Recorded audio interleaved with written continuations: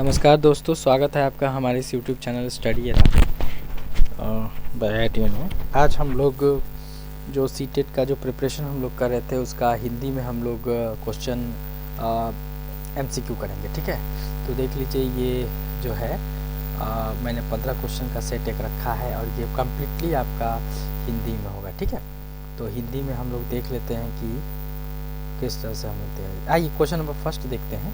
Question number first क्या कह रहा है कि निम्नलिखित में से कौन सा शिक्षण अधिगम के लिए एक प्रभावशाली शिक्षण प्रणाली नहीं है। याद रखिएगा, नहीं है पे जोर। तो बच्चों को अंतर्दृष्टि के द्वारा अनुमान लगाने के लिए प्रोत्साहित करना, प्रयोग एवं पर्यवेक्षण, संवाद और एवं परिचर्चा, दिए गए ज्ञान को दोहराने पर ध्यान केंद्रित करना। तो इसमें कौन सा शिक्षण अधिगम प्रभावशाली नहीं है?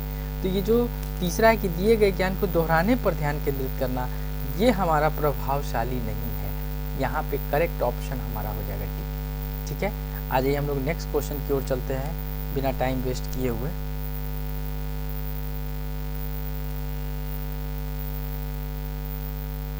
क्वेश्चन नंबर सेकंड की ओर हम लोग चलते हैं। क्वेश्चन नंबर सेकंड क्या है हमारा? पूजा से विभिन्न प्रकार के फूलों को वर्गीकृत करने के लिए कहा गया। अलग अलग तरह के फूल थे, वह उन्हें केवल एक मापदंड के आधार पर ऐसा कर पाती है। पूजा ने ऐसा किस वजह से किया?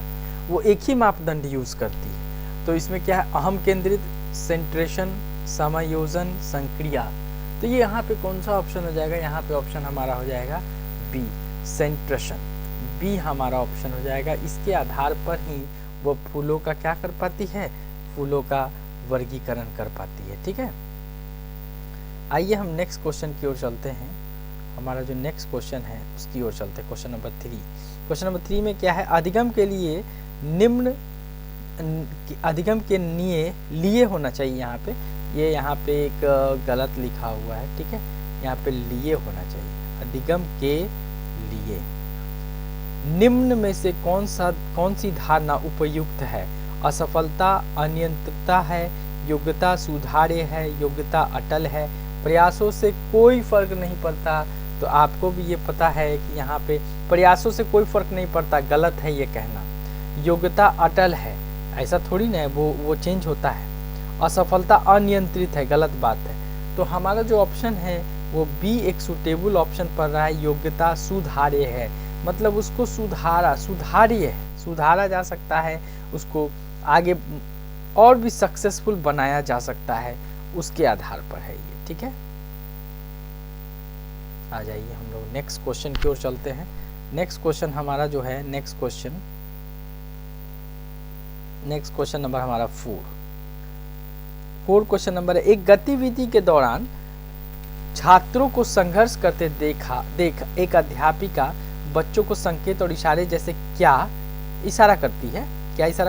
क्या, क्यों, कैसे प्रदान करने का फैसला लेती है। लेव वायगस्की के सिद्धांत के अनुसार अध्यापिका जी की यह योजना क्या है? कौन सी योजना है? अधिगम की प्रक्रिया में अर्थहीन होगी? क्या यह प्रक्रिया जो है अर्थहीन हो सकती है क्या? दूसरा, बच्चों को अधिगम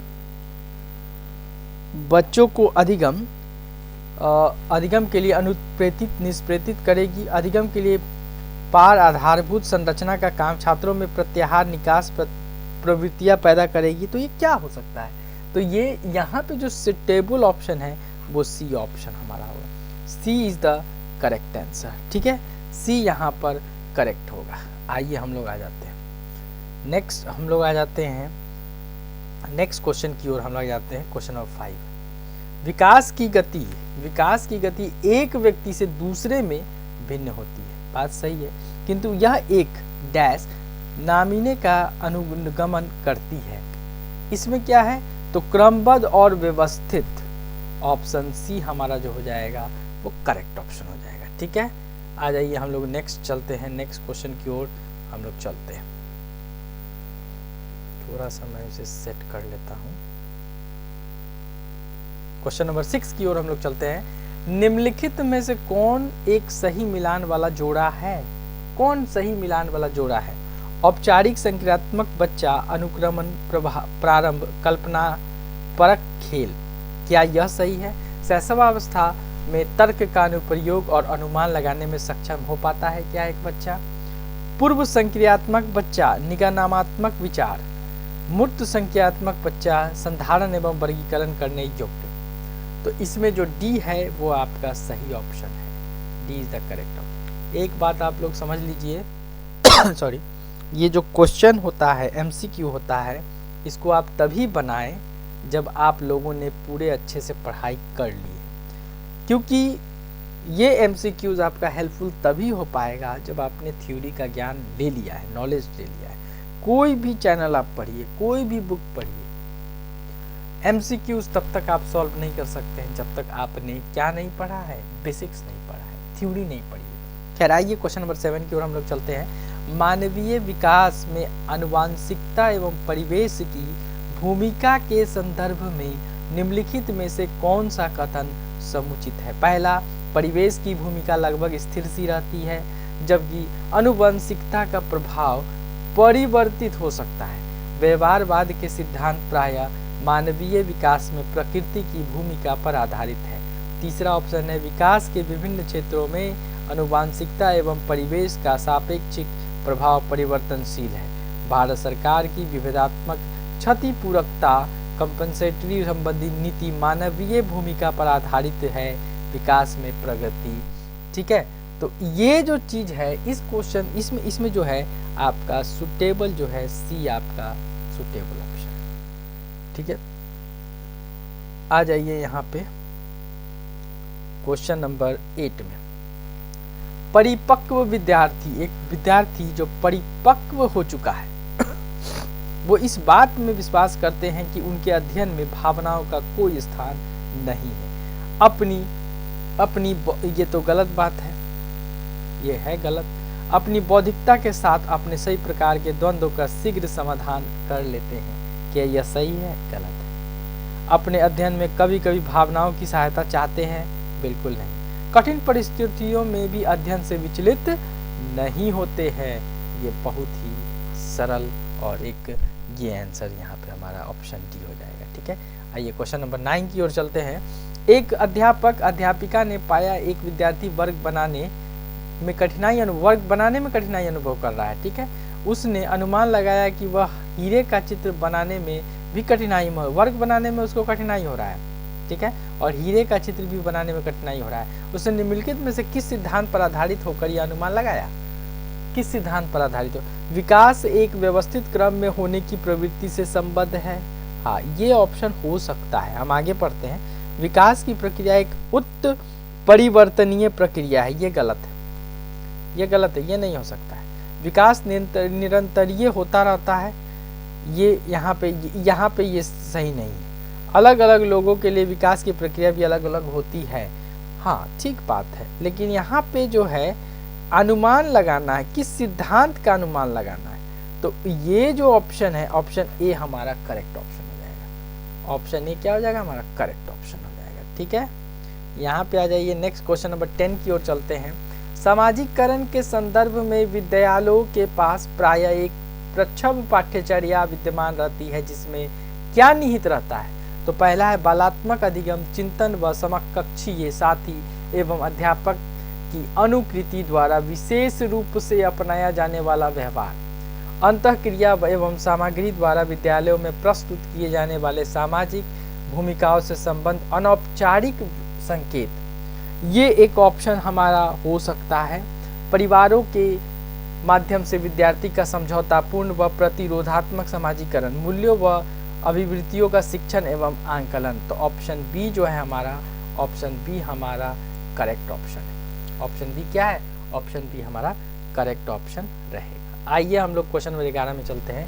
निम्नलिखित में से कौन सा निहितार्थ पियाजे के संज्ञानात्मक विकास के सिद्धांत से नहीं निकाला जा सकता?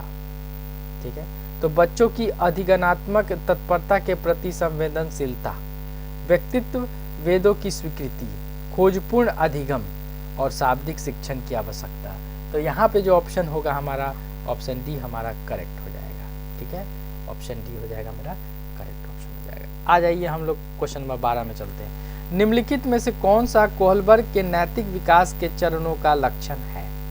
कोहलबर्ग के नैतिक विकास के चरणों का लक्षण, तो चरणों का परिवर्तनशील अनुक्रम, विभिन्न चरण अलग अलग प्रत्युत्तर हैं न कि सामान्य प्रतिमान, सभी संस्कृतियों से संबद्ध चरणों की सार्वभौमिक श्रृंखला, विभिन्न चरण एक गैर पदानुक्रम रूप में आगे की ओर बढ़ते हैं। तो यहाँ पर जो ऑप्शन होगा ये सी हमारा ऑप्शन हो जाएगा। सी इज द करेक्ट ऑप्शन। सी यहाँ पे क्या हो जाएगा? करेक्ट ऑप्शन हो जाएगा हमारा। ठीक है, अब हम आगे की ओर चलते हैं। क्वेश्चन नंबर 13, डैश कक्षा में वास्तविक सांसारिक समस्याओं से संबद्ध जटिल परियोजनाओं पर कार्य करते हुए अध्यापक व छात्र एक दूसरे के अनुभवों से परस्पर ग्रहण करते रहते हैं। पहला है पारंपरिक, दूसरा है रचनात्मक, अध्यापक केंद्रित और सामाजिक रचनात्मक। तो यहाँ पर जो ऑप्शन होगा वो ऑप्शन डी हो जाएगा हमारा। D is the correct option. ठीक है, नेक्स्ट क्वेश्चन की ओर हम लोग चलते हैं। नेक्स्ट क्वेश्चन नंबर 14, भाषा अवबोधन से संबंध विकार है। किससे है भाषा अवबोधन? भाषा अवबोधन किससे है संबंधित? तो भाषा अवबोधन जो है पाठन वैकल्य से है, यानी कि ये डिसलेक्सिया से है। इंग्लिश में इसे क्या बोलते हैं? डिसलेक्सिया बोलते हैं। ये क्वेश्चन मैंने इंग्लिश में भी दिया है, हालांकि ये सारा क्वेश्चन इंग्लिश का ही कन्वर्जन है। ठीक है ना। लास्ट क्वेश्चन की ओर चलते हैं। निम्नलिखित में से कौन सी शिक्षण अधिगम के लिए एक प्रभावशाली शिक्षण प्रणाली नहीं है? बच्चों के अंतर्दृष्टि के द्वारा अनुमान लगाने के लिए प्रोत्साहित करना, प्रयोग एवं पर्यवेक्षण, संवाद एवं परिचर्चा, दिए गए ज्ञान को दोहराने पर केंद्रित करना। ये मुझे लगता है ये क्वेश्चन रिपीट हो गया है इसमें। क्वेश्चन नंबर, इसका ऑप्शन नंबर डी है। ये रिपीटेड क्वेश्चन है। ठीक है, ये हमारा क्या है? रिपीटेड क्वेश्चन है। खैर ठीक है, कोई बात नहीं है, आप इसका आंसर सही देंगे तो पता चलेगा। ठीक है, कि मतलब वेदर आपने रिवाइज किया कि नहीं। तो आज के लिए इतना ही, थैंक यू। फिर हम अपने अगले सेक्शन में, अपने अगले वीडियो में आपसे मिलेंगे और एमसीक्यू और इससे भी बढ़िया बढ़िया चीज़ें लाने का प्रयास करेंगे। मैं कुछ थ्योरी भी पढ़ाने का प्रयास करूंगा जो आपके सीटेट एग्जाम के लिए काफ़ी महत्वपूर्ण है। आज के लिए इतना ही, thank you and have a nice day.